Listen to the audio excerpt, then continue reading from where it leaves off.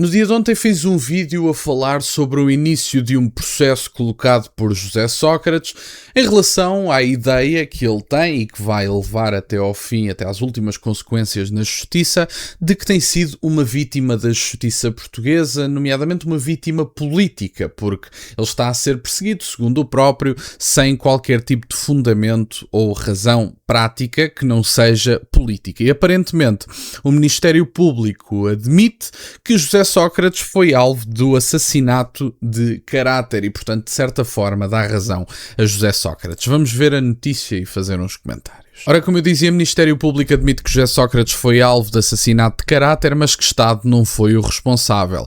O Ministério Público admite, nesta sexta-feira, que o antigo Primeiro-Ministro José Sócrates foi alvo de um assassinato de caráter durante o inquérito da Operação Marquês, mas considerou, que a responsabilidade foi da comunicação social e não do Estado. Portanto, o Ministério Público, neste momento, com esta declaração, abre portas para que a própria comunicação social, e diga-se de passagem, merecem exatamente que isso aconteça, que a própria comunicação social, eventualmente, com este precedente aberto pelo Ministério Público a dizer uma coisa dessas, que José Sócrates possa processar alguns canais da comunicação social e, eventualmente, conseguir alguma indemnização. Enfim, sempre é melhor um órgão de comunicação social do que propriamente o Estado português. Da minha parte, se uma indemnização a José Sócrates ajudar a falir um dos órgãos de comunicação social militantes em Portugal, até acharei alguma graça, mas é interessante ver isto. Quer dizer, a comunicação social, segundo o Ministério Público, ajudou no assassinato de caráter. Não foram as escutas, não foi tudo o que soubemos ao longo destes 10 anos dos seus envolvimentos macabros em determinadas situações. Não foi nada. Foi a comunicação social. Ok, vamos partir desse pressuposto. A comunicação social, nomeadamente a CNN, tem dado espaço de comentário a esta besta, que não há outra forma de o dizer. José Sócrates vai à CNN, faz-se de vítima, aliás, a tão conhecida frase "eu é que sou a vítima disto tudo", diz isto aos jornalistas, goza com a cara dos portugueses, muitos dos órgãos de comunicação social ainda são financiados pelo Estado português e depois ainda foi vítima de um assassinato de caráter. Quer dizer, isto é uma piada de mau gosto e o Ministério Público merece exatamente este tipo de merecem ser enxovalhados publicamente, porque a justiça portuguesa é uma miséria e, portanto, espero sinceramente que José Sócrates continue a enxovalhar a justiça portuguesa, que é da maneira que os portugueses, eu já tenho pouca esperança que as pessoas acordem, mas é da maneira que os portugueses percebem que esta malta anda toda a gozar com o povo português. E, portanto, um Ministério Público enxovalhado parece-me ótimo para uma mudança institucional, se é que isso vai acontecer. Nas alegações finais do julgamento da ação em que o chefe de governo entre 2005 e 2011 exige 205 mil euros ao Estado português, o procurador António Beirão considerou, em representação do réu, que ninguém tem dúvida de que José Sócrates foi objeto de uma campanha que constituiu um assassinato de caráter, mas ressalvou que não há prova alguma de fuga de informação ter partido da investigação. Pela campanha mediática que reconhecidamente liquidou moralmente o autor, sim, não pode o Estado português ser responsável, considerou, frisando que o Estado não controla os mídia nem pode controlar. Bom, isto é falso, não é? Esta ideia de que o Estado não controla os mídia é uma piada de mau gosto. Isto é gozar com a cara das pessoas. Claro que controla, a partir do momento que os financia e que esse financiamento se torna uma questão existencial para uma boa parte dos mídias tradicionais em Portugal, o Estado português controla os mídias. Aliás, basta ver a RTP, que bem sei que apesar de tudo é uma situação ligeiramente diferente,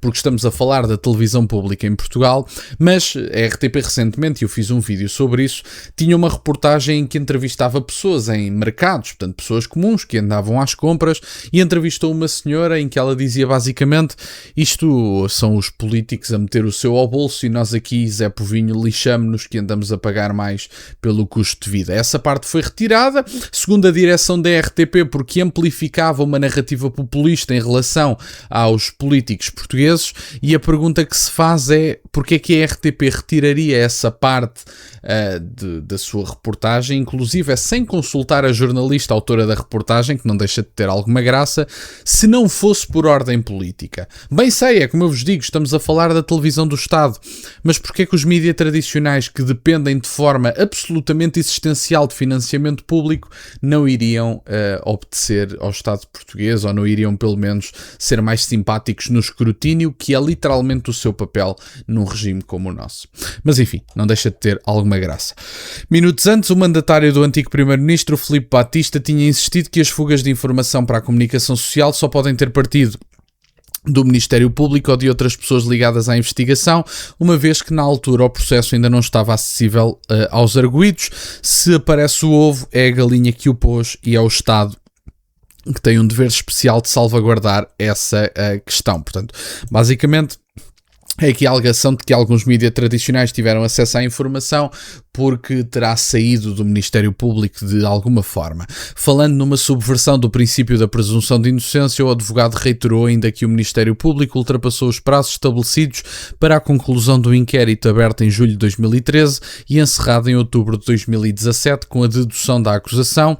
A boa administração da Justiça mudou o paradigma. Até aqui temos uma boa administração da Justiça que deve ter prazos e sigilo, que deve ter limites. A partir daqui, passamos para aquilo que deve ser uma boa administração sem limites. Lamentou. Tem alguma graça que este senhor esteja, enfim, a ignorar genericamente que o seu próprio cliente decidiu colocar mais de 50 recursos. Sabem uma boa forma de termos os prazos a ser cumpridos, e eu bem sei que a ideia deste senhor e de José Sócrates não é que os prazos se cumpram, é precisamente que os prazos não se cumpram para que se possa apontar problemas que existem à justiça portuguesa e então, de certa forma, ilibá-los ou pelo menos arquivar os processos. Uma boa forma do processo decorrer num determinado período é não se colocar mais de 50 recursos. Uma boa forma de um processo correr num determinado período é não se trocar de advogado uma vez por ano ao longo dos últimos 10 anos. E se não foi uma vez por ano, terá sido algo semelhante. Portanto, este homem vai aos mídias tradicionais.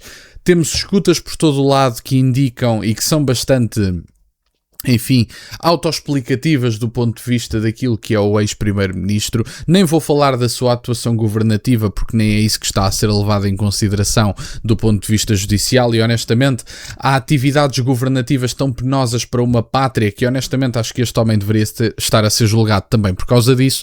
Mas em última instância, agora queixam-se, tanto o advogado como José Sócrates, queixam-se de forma muito engraçada da demora do Ministério Público, e adivinhem, a justiça portuguesa é ela, toda ela demorada, e portanto a aplicação de penas e o que quer que seja são sempre demoradas, é o que há, e portanto, enfim, a justiça portuguesa não passa a ser melhor porque é para julgar Vossa Excelência, mas tem alguma graça perceber que o homem que adiou, através de todos os meios que tinha à sua disposição, a possibilidade de ser julgado dentro dos prazos, agora se queixa de estar a ser julgado há demasiado tempo, quando ele tem, evidentemente, uma envolvência direta nesse mesmo período alargado de julgamento. E, portanto, José Sócrates agora vai avançar, já tem uma declaração do Ministério Público que lhe dá razão do ponto de vista do assassinato de caráter, e portanto os mídias tradicionais que se preparem, porque este senhor agora vai atrás de vocês e alguém vai ter que financiar o dinheiro que ele gastou em advogados ao longo dos últimos 10 anos. Sabem quem é que vai